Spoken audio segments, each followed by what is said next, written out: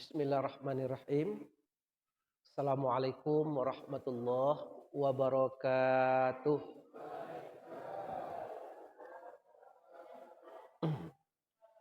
Alhamdulillahi rabbil alamin. Wal aqibatu lil muttaqin wala udwana illa 'alal zalimin. Asyhadu an la ilaha illallah wahda la syarikalah wa asyhadu anna Muhammadan abduhu wa rasuluh. Allahumma shalli ala Muhammadin wa ala alihi wa sahbihi ajma'in amma ba'du. Bapak Ibu kaum muslimin sekalian, mari kita awali majelis ilmu ini dengan membaca basmalah. Bismillahirrahmanirrahim. Bapak Ibu kaum muslimin yang dimuliakan Allah, pelajaran kita di maghrib ini sampai masuk waktu salat isya, kita akan awali dengan sepenggal ayat dalam Al-Quranul Karim, tepatnya di surah An-Nisa, surah keempat dalam Al-Quran, pada ayat ke-11. Bunyi ayat, A'udzubillahi minasyaitonirrajim, bismillahirrahmanirrahim. Aba'ukum wa abna'ukum la tadruna ayyuhum aqrabu lakum naf'ah. Terjemahan ayat, kedua orang tua kandungmu, wa abna'ukum, dan anak-anak kandungmu, la tadruna, kamu tidak akan bisa tahu, ayyuhum aqrabu lakum naf'ah, siapa yang lebih dekat kepada kalian secara manfaat. Ayat ini menjelaskan kepada kita bersama tentang posisi antara ayah ibu kandung dengan anak kandung. Jadi ibu-ibu sekalian, jadi ada seseorang di mana pada waktu yang bersamaan orang ini masih punya ayah ibu kandung. Jadi ke atasnya dia masih ayah ibu kandung, kemudian ke bawahnya dia sudah punya anak-anak kandung. Nah, ini posisi mantap nih Pak. Jadi kalau ada bapak-bapak, ibu-ibu masih punya ayah ibu kandung dan sudah punya anak-anak. Nah, ini alhamdulillah. Ini posisi yang sangat barokah nih. Kalau saya tengok bapak ibu ini, ke bawahnya sudah punya anak-anak, ke atasnya tidak punya ayah ibu lagi nih. Rata-rata sudah yatim piatu nampaknya nih. Ya. Nah sekarang Al-Quran mengatakan apabila seseorang telah masih memiliki kedua orang tua kandung dan pada waktu yang bersamaan memiliki anak kandung, maka Al-Quran mengatakan antara ayah ibu kandung dengan anak kandung itu dua hal yang tidak bisa dipisahkan. Jadi kalau kita tanya, Bapak masih punya ayah ibu? Masih. Bapak masih udah punya anak kandung? Sudah. Mana Bapak lebih sayang? Ke ayah ibu atau ke anak? Itu tidak bisa jawab. Karena keduanya itu sama-sama dekat.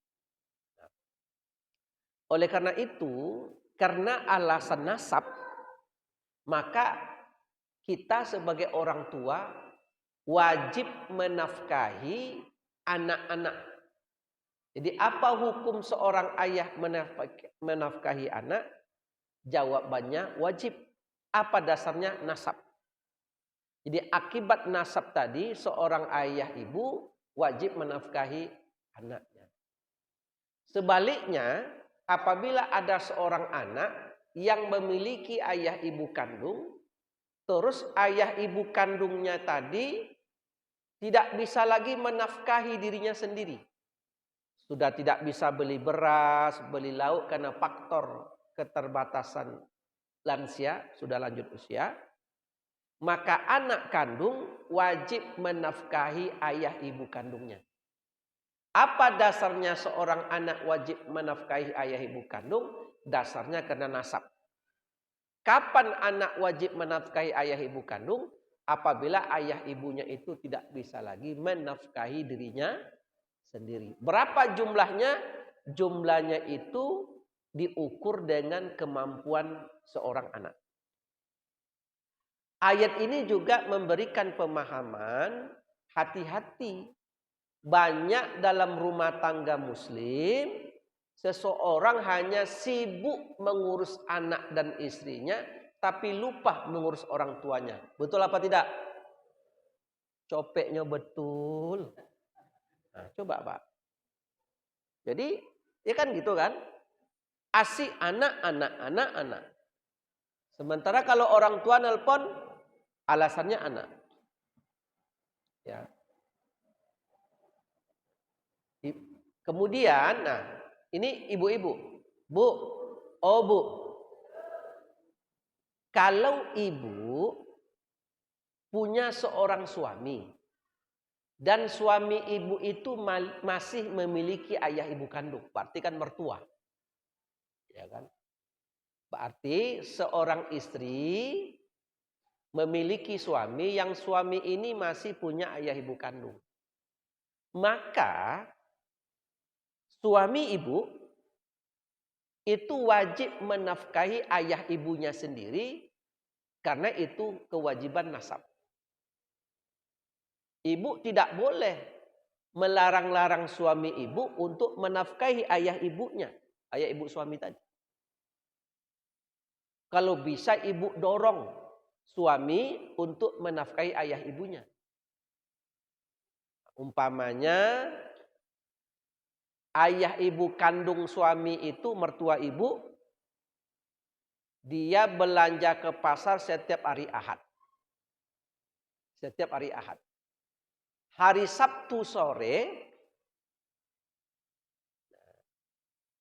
ibu tanya kepada suami, "Bang, apa dek?" Nah, rupanya suaminya panggil adek ke istrinya. Boleh apa tidak? Terserahlah, bolehlah. "Apa dek?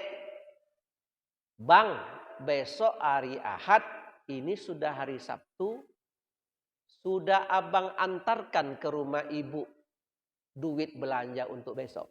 Kan begitu bahasanya. Kata abangnya, "Belum dek, ini mau abang antar nih. Ha.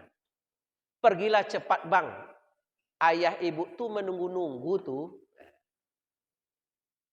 Terus kata ibu ke abangnya, kata suami, "Berapa abang antar duit belanja ibu minggu nih?" 400.000 dek. Kurang tuh bang. 400.000 itu saya yang ke pasar gak cukup bang. Nih adek tambah 300.000. Cukupkanlah 600. Pertanyaan saya, leado istri macam tuh? Hah? Bu, leado? Ya Allah senangnya hati. Ya senangnya hati. Senang hati memang. Lapang hati kita ke as-sabirin. Saya tanya bapak-bapak, leado istri macam tuh? Enggak semangat lah, seketik aja. Ya. Dan mudah-mudahan ibu-ibu yang dalam masjid ini seperti itu. Amin. Itu mantap. Jadi kenapa? Karena menafkahi ayah ibu kandung itu kewajiban anak. Jangan sebaliknya. Sabtu sore suami sembunyi-sembunyi mengeluarkan Honda. Tidak pergi ke rumah ibunya. "Bang, kemana tuh?" Wah, terkojik suami ya. Ke rumah ibu. "Mengapa bang ke rumah ibu?" "Mengantar belanja minggu ini." "Berapa bang kasih?" 600.000. "Banyak tuh bang." Ibu tuh lah banyak pantangnya tuh. Nah, siko 200.000 kuranglah. Le ada istri macam tuh. Le juga ada macam mana kah? Mana yang betul gini kah? Yang macam nomor 1 ada juga. Yang nomor 2? Mana banyak yang nomor 1 atau yang nomor 2? Ah, nomor 2. Kata ibu-ibu yang nomor 1. Kata apa-apa yang nomor 2. Ya terserahlah nomor 1, nomor 2 lah, ya kan. Nah, Ibu, kita kembali lagi. Ayat ini memang pendek, tetapi dalam rumah tangga muslim itu mempraktekannya berat. Sekarang kita kembali. Nanti kita buka tanya jawab lah. Waktu sekarang copek ya, jam 7:15 lah masuk. Ya kan? Jam 9 boleh 5 boleh ya. Nanti kita percepat lah, buka tanya jawab. Jadi begini, apa kemudian kesimpulan hukum dari ayat ini? Karena ayah ibu kandung dan anak kandung adalah pada posisi yang tidak bisa dipisahkan, maka kedua orang ini saling menafkahi, kemudian saling mewarisi. Apabila ayah kandung, ibu kandung wafat, anak kandung jadi ahli waris. Sebaliknya, apabila anak kandung yang wafat, kebetulan ibu ayah kandungnya masih hidup, maka ayah ibu kandungnya jadi ahli waris. Nah, hati-hati, ini persoalan uang. Uang itu bisa merubah orang. Duit bisa merubah orang. Percaya apa tidak? Duit bisa merubah orang, Pak. Apa contoh yang di depan hidung, depan mata? Bapak punya istri, bangun tidur marah aja. Jam 9 marah, zuhur marah, asar marah juga lagi. Apa cara untuk menghilangkan marahnya? Kasih duit. Nah, berubah tuh. Ya kan? Sebelum dikasih duit, terlambat datang kopi. Buat kopi, Dek. Yo, Bang. Tak tiba-tiba kopi. Pas dikasih amplop, kopi, Dek. Kopi apa, Bang? Mulai bertanya. Nah, sekarang lanjut. Sekarang saya ingin buat contoh kasus. Contoh. Jadi begini. Dalam rumah tangga muslim, saya sering menyebut rumah tangga muslim. Karena rumah tangga kita, rumah tangga ibu, rumah tangga bapak, rumah tangga saya. Maka saya sebut rumah tangga muslim. Dalam rumah tangga muslim, apabila ada seseorang meninggal dunia, seseorang mayit, seseorang wafat. Yang wafat ini meninggalkan satu orang istri, masih meninggalkan kedua orang tua kandung. Dan mayit ini wafat telah memiliki anak kandung. Ada enggak dalam rumah tangga muslim contoh seperti ini? Banyak. Jadi mayit wafat, meninggalkan ayah ibu kandung, meninggalkan satu orang istri dan meninggalkan anak kandung. Begitu mayit ini wafat, biasanya aset-aset yang dimiliki oleh suami istri ini sejak akad nikah, itu siapa yang menyimpan biasanya? Istri. Surat-surat tanah siapa yang megang? Istri. BPKB mobil siapa yang megang? Buku tabungan siapa yang megang? ATM gaji siapa yang megang? Dompet suami siapa yang nyimpan? Kalau suami lah wafat, nah kan tinggal diam pula ibu-ibu itu yang ibu amankan dulu. Betul apa tidak? Ibu tuh menangis jo, menangis air mata meleleh jo. Yang cincin suami mah buka jo. Betul apa tidak? Copek no betul orang asobir ini. Lanjut. Bapak Ibu ingat, ketahuilah. Umpamanya mayit ini wafat ketika sudah dipisahkan harta bersama, dibayar hutang-hutang ya. Harta gonong gini sudah dipisahkan yang mana posisi istri, yang mana posisi suami. Maka dapatlah angka. Ternyata mayit ini wafat meninggalkan angka 600 juta rupiah duit.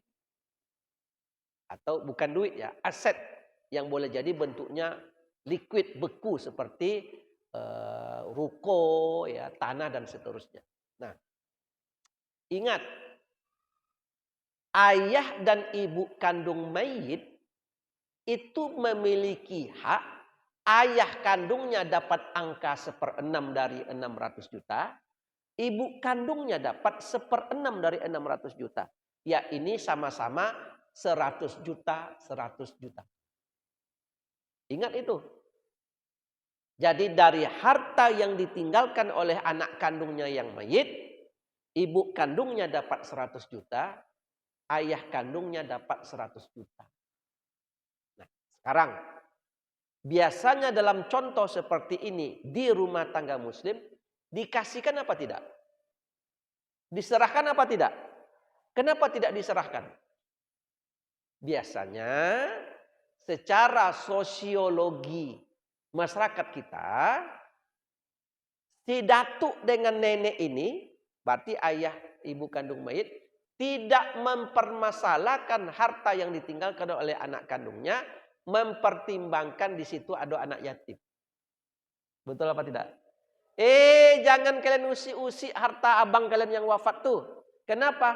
Kakak kalian itu, maksudnya janda mayit, itu memelihara anak yatim. Tapi pertanyaan kita adalah, apakah seluruh ayah kandung dan ibu kandung mayit ini orang memiliki ekonomi lapang? Kan belum tentu. Sedianya dijenguk hati mertua ini. Dijenguk. Apa maksud dijenguk? Sudah 1 tahun wafat suaminya, datanglah minantu ini ke rumah orang tua mayit, mertua. Ingat ya, bagi orang tua, zaujatul ibni, istri dari anak kandung, itu mahram kita selama-lamanya, baik ia masih menjadi istri anak kita atau anak kita sudah bercerai dengannya. Itu jadi mahram. Jadi kalau nanti minantu ini datang ke rumah mertua, ternyata mertuanya akan pergi sholat maghrib, sudah ngambil wudhu, langsung salam. Batal enggak wudhunya? Tidak batal karena mahram. Dekat itu.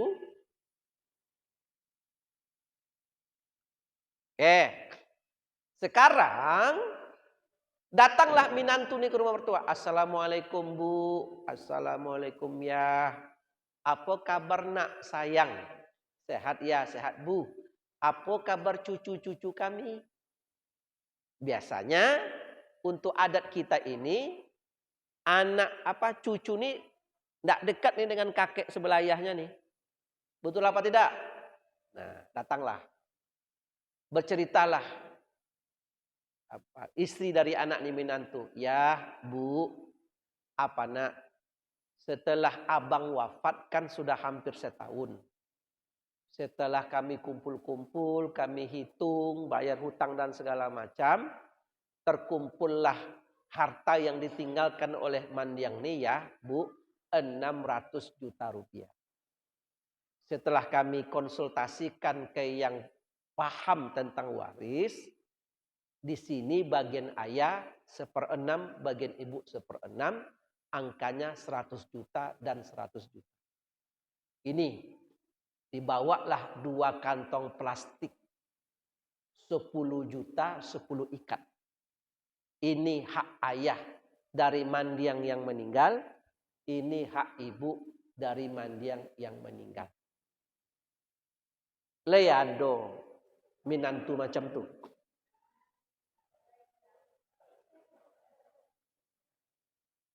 Dan itu hukum Pak. Nah sekarang kita jenguk betul hati kakek nih. Kita jenguk betul hati nenek nih. Kalau kan menengok apa isi lubang, gali dalam, masukkan tangan ke dalam sampai ke dasar untuk tahu isi. Ini isinya lipan, kalajengking atau apa. Kan begitu. Buktikan. Kalau dari kemarin sang kakek, sang nenek mengatakan ikhlas. Tak usah kami dikasih. Sekarang letakkan 100 juta di hadapannya. Apa pendapat kakek dan nenek? Ternyata kakek dan nenek mengatakan, nah kamu sudah melaksanakan kewajibanmu. Sudah kamu letakkan di depan kami duit 100 juta dan 100 juta. Nah, yang 100 juta ini kami terima, sekarang kami kembalikan kepada engkau. Rawatlah cucu kami dengan baik. Leado kakek nenek macam tuh.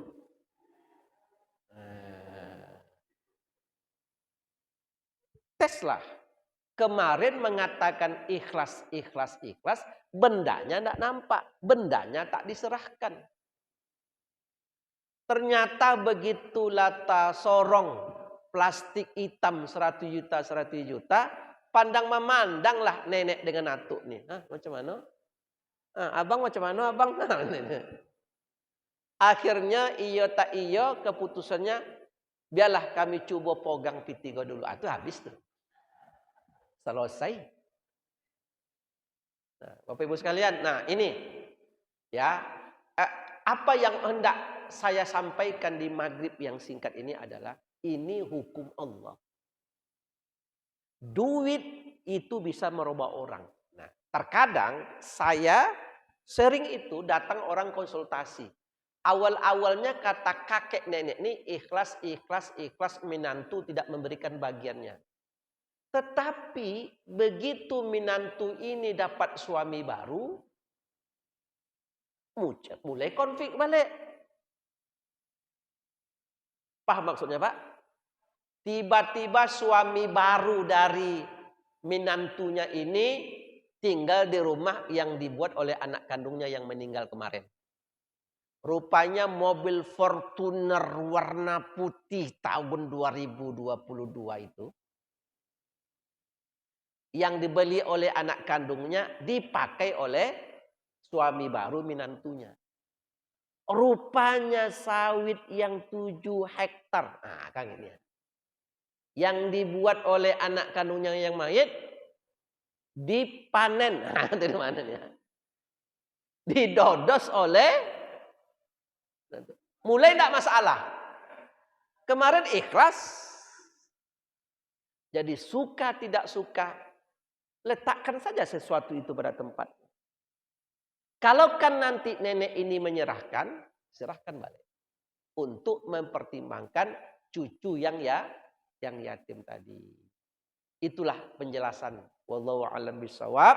Sebelum saya lanjutkan, kita bukalah tanya jawab dulu. Tanya jawab untuk mengokohkan apa yang saya sampaikan di maghrib ini. Memang kesan kita agak bergurau ya. Tapi ini dalam rumah tangga muslim susah menerapkannya nih. Ini bukan perkara yang mudah. Ini perkara yang berat ini. Ya. Dipersilakan dengan segala hormat ada pertanyaan. Kalau tidak ada pulang wak leh. Waktu masih ada. Ada? Ibu di belakang silakan.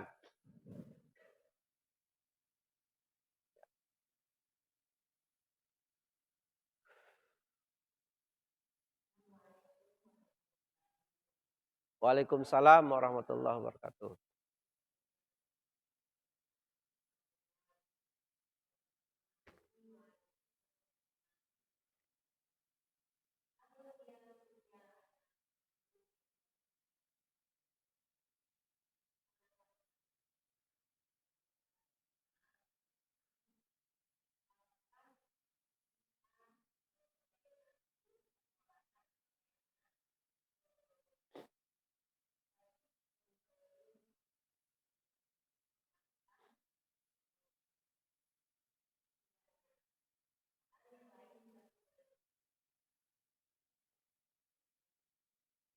Nah, Ibu, jadi begini. Perbuatan baik seorang anak kandung tidak boleh kita ukur dari saudara kandung yang lain. Jadi, jangan keluar kalimat, saya terus aja yang ngasih ayah duit, kalian tidak ada. Tidak boleh itu. Bahwa mereka beri atau tidak menjadi ganggu bagi kita karena itu porsi pengabdian kita kepada orang tua. Paham maksudnya Pak? Jadi kadang-kadang ada satu orang anak, dia aja yang ngurus ayah ibunya. Yang lain tak. Bukan tak mau ya. Banyak aja alasannya. Paham Bu? Tidak usah Bu, biarkan saja. Jadi jangan perbuatan baik kita diukur dari perbuatan orang. Tetap jalan saja yang kita punya. Karena nanti, ya Bu ya, jadi nanti begini. Apa tujuannya tuh Ustadz? Jadi begini. Perbuatan baik seorang anak kepada ayah ibu kandung itu akan berbalik kepada anaknya sendiri. Jadi ketika saya Erman Gani ketika jadi anak berbakti kepada ayah ibu saya, maka kelak besok ketika saya jadi ayah ibu, anak-anak saya akan berbakti pula ke saya. Seperti itu dia. Kalau ada orang ketika menjadi anak kandung, cuek-cuek saja ke ayah ibunya, maka besok ketika dia jadi ayah ibu, anaknya akan cuek-cuek pula kepada dirinya. Jadi akan seperti apa kelak anak-anak kita kepada diri kita sendiri, tergantung seperti apa sekarang kita ke ayah ibu kandung kita. Itu kuncinya. Demikian juga akan seperti apa kelak menantu ibu kepada ibu sebagai mertua, tergantung seperti apa berbakti ibu kepada mertua. Itu seperti itulah kira-kira. Dia akan berbalik. Jadi kalau ada seseorang tidak diurusnya mertuanya, tidak apa-apa. Tapi besok rasalah juga ketika sudah punya menantu tidak pula ngurus dirinya. Kira seperti itulah. Ya Bu ya? Mantap. Nah. Ya silakan tambahan ya. Silakan.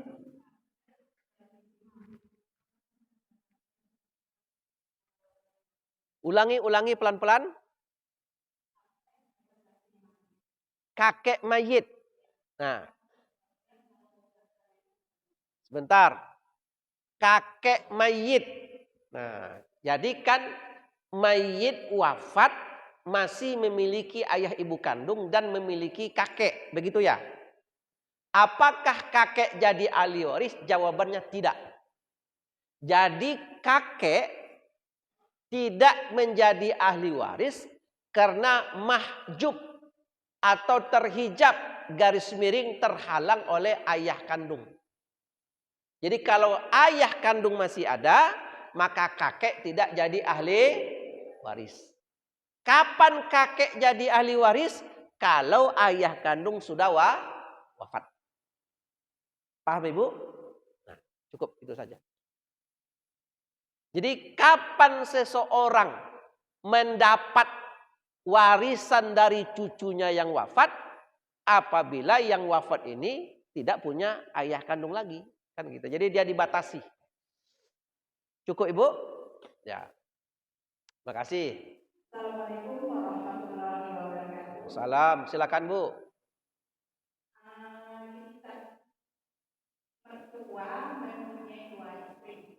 Mertua mempunyai dua orang istri. Ya.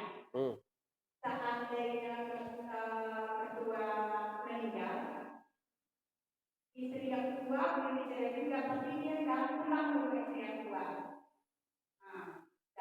Seandainya meninggal mertua tadi, apakah anak dari istri tua itu dapat waris? Sebentar. Ada seseorang memiliki dua orang istri. Ya kan? Memiliki dua orang, di istri pertama dan istri kedua. Tapi dengan istri pertama jarang dia ke situ. Tapi sudah bercerai atau belum? Belum, berarti masih suami istri. Masih suami istri. Istri pertama ini punya anak kandung. Anak kandung dari siapa? Anak kandung dari suaminya itu. Oke, berarti terjawab. Ibu, apabila, ini kunci. Apabila mayit wafat, kemudian memiliki anak kandung. Apa yang disebut dengan anak kandung mayit? Anak yang memang nasabnya kepada yang mayit. Walaupun istrinya berbeda-beda atau sudah cerai dengan istrinya. anak itu masih dihitung anak kandung mayit. Itu jadi ahli waris. Paham? Jadi boleh jadi seorang laki-laki meninggal dunia punya anak kandung. Tapi dari 3 orang istri. Tidak ada masalah. Yang penting anak kandung mayit. Paham Ibu? Itu menjadi ahli waris. Tidak apa-apa, silakan.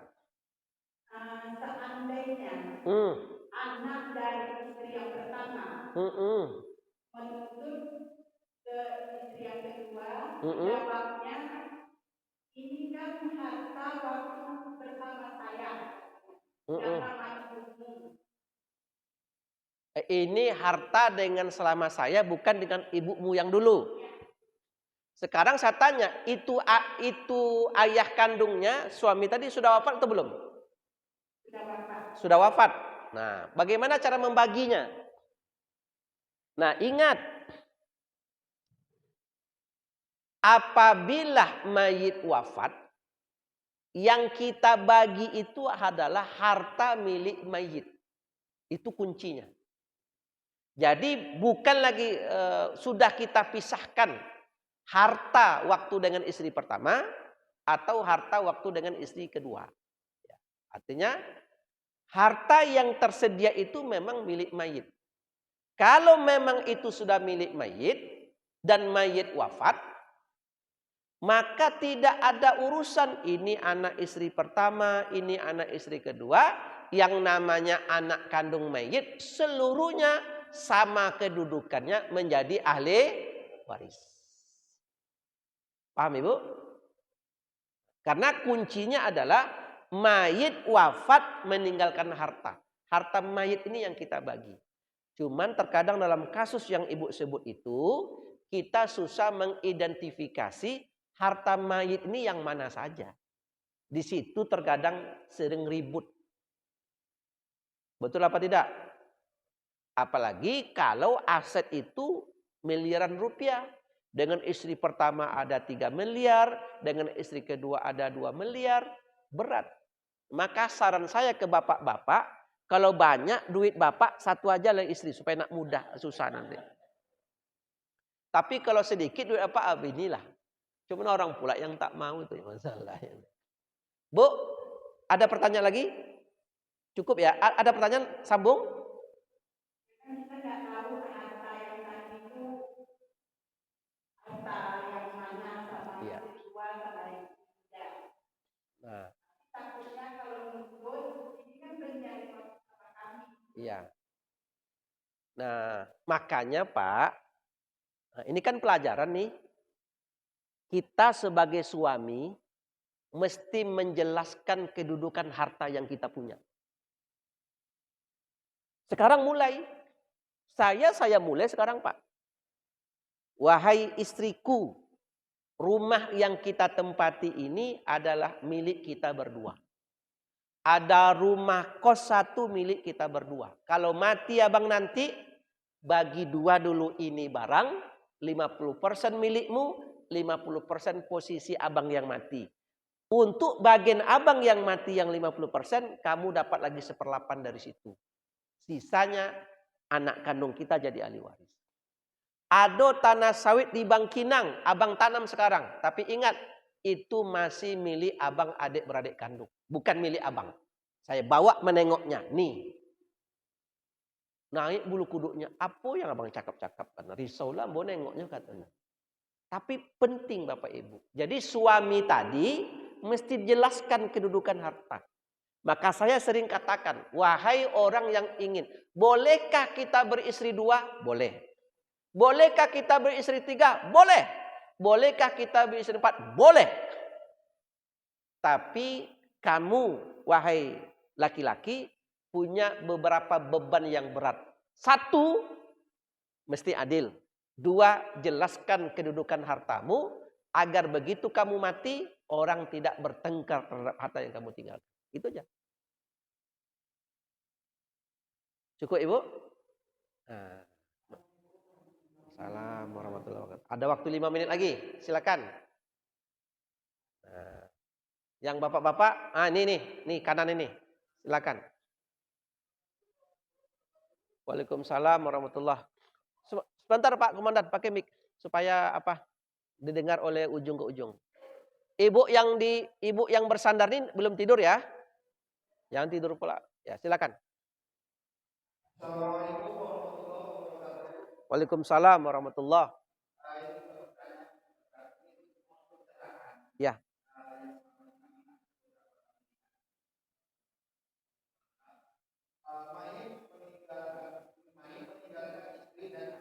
Ya.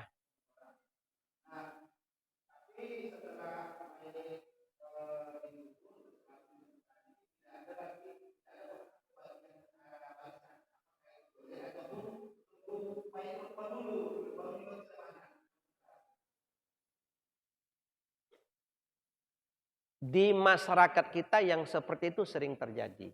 Jadi apabila mayit wafat, meninggalkan istri dan meninggalkan anak-anak, tidak pernah terjadi pembagian waris. Diam-diam begitu saja. Tidak ada konflik. Tapi hebatnya rumah ini tidak ada konflik, tidak ada tuntutan, tidak ada pembahasan. Rumah tangga itu berjalan aman-aman saja. Boleh apa tidak? Dari sisi negara, ya boleh-boleh saja. Karena itu sifatnya perdata. Kembali kepada mereka internal. Ya kan? Ya, silakan saja, tidak ada masalah. Silakan saja. Tapi kalau ada satu atau dua orang yang kemudian mengajukan tuntutan, maka harus diproses. Kita sebagai RT, RW, pengurus masjid, ustadz, kalau ada rumah tangga, wafat suaminya, harta tidak dibagi, kita tidak bisa ngapa-ngapa. Karena ini sifatnya perdata, kembali kepada internal keluarga. Paham Pak ya? Ya. Karena ini kan sifatnya syariat yang diterapkan dalam rumah tangga. Kalau rumah tangga orang itu tidak membagi, kita tidak bisa ikut. Kan begitu? Nah. Ini gelas. Biasanya gelas ini di bawahnya ada apa? Tadah ya? Iya tuh. Awak ibu buat teh mani, buat kopi. Ada enggak tadah di bawahnya?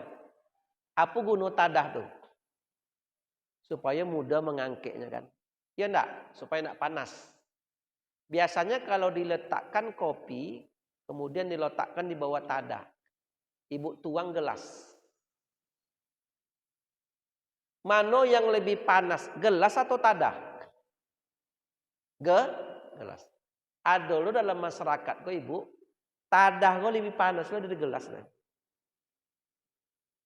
Maksud saya begini, kalau rumah tangga itu tidak terjadi pembagian waris, apakah dia berdosa?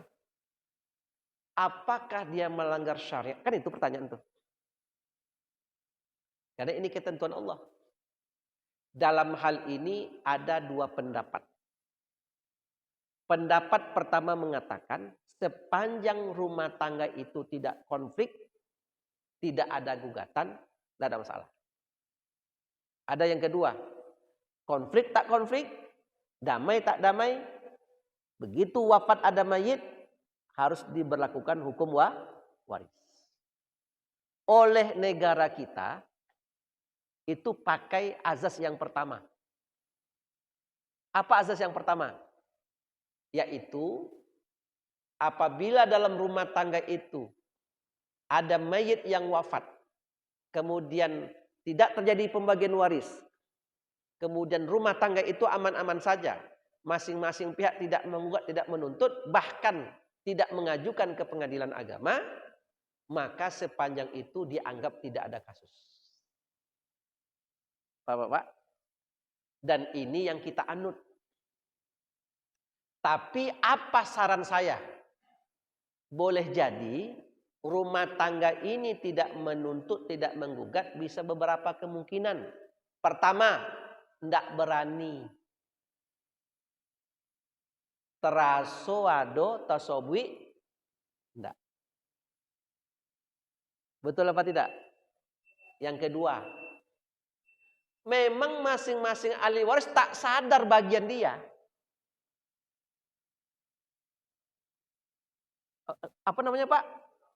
Kurang pengetahuan. Jadi dia tidak mengerti. Banyak faktor itu. Banyak faktor tidak terjadi pembagian. Yang ketiga, terkadang mempertimbangkan ibu kandung. Iya apa tidak? Mempertimbangkan ibu. Dan ada pula seorang ibu. Selagi saya masih hidup, jangan kalian coba-coba. Ada anak ibu macam tu? Awak sebagai anak, iyalah mak, iyalah itu. Iyalah. Padahal kalau ibu ini paham hukum waris, anak-anak kandung punya hak atas ayah yang wafat. Ya apa enggak? Apakah ibu dapat bagian? Pasti. Yang jelas 50% sudah posisi dia. Ya Pak Menan ya? Cukup. Demikian karena sudah bunyi. Itu bel keluar main tadi tuh. Bel sholat ya. Cukuplah kalau begitu. Ibu-ibu masih ada pertanyaan? Nah, terakhir. Bu, biasanya kalau ayah sakit atau ibu sakit, siapa yang merawat? Anak perempuan atau anak laki-laki? Anak perempuan atau anak laki-laki? Anak perempuan. Biasanya merawatnya sampai wafat apa tidak? Ya. Sementara kalau pembagian waris, mana yang banyak? Nih, kan nih kok. Tibo karojo kami. Tibo dapat bagian. Betul apa tidak? Ini harus dibaca-baca seperti ini. Bu, ingat ya, saya ingin membawa ibu untuk memiliki spiritual yang lebih tinggi. Jadilah anak yang soleha. Jangan ibu, jadi tidak boleh terbetik di hati seorang anak bahwa dia akan menukar berbakti kepada ayah ibunya dalam bentuk uang. Jadi jatah saya harus lebih banyak dari kalian. Kan saya yang merawat ibu sampai wafat. Jangan. Biarlah Allah Ta'ala yang membalasnya. Jangan ibu tukar berbakti ibu kepada orang tua dalam bentuk uang. Ada enggak anak macam itu Pak? Jangan. Jangan. Ikhlas saja. Biarlah Allah yang membalasnya. Toh nanti sedikit atau banyak pun harta itu dapat, hidup juga akan seperti ini juga. Tetapi wahai saudara kandung laki-laki, kalian punya tenggang rasa lah. Kalau ada adik kalian, saudari perempuan kalian yang merawat ibu kalian sampai wafat, walaupun dia tidak meminta bagian lebih, tapi kalian mesti memiliki perasaan. Berikanlah bagian yang lebih untuk dia karena jasanya itu. Paham? Jangan main rangkul aja semuanya. Ngado lo adik-beradik kandung laki-laki nak memikirkan itu pula. Jelas saudari kandungnya bertumpus lumus. Ndak pula berbahasa basi sedikit pun. Ini gawat pula orang. Demikian Bapak Ibu sekalian. Ya, yang dapat kami sampaikan. Mudah-mudahan ada hikmahnya buat kita bersama. Masih ada waktu kita untuk sholat sunat qobliyah isya. Bila taufik walhidayah. Wassalamualaikum warahmatullahi wabarakatuh.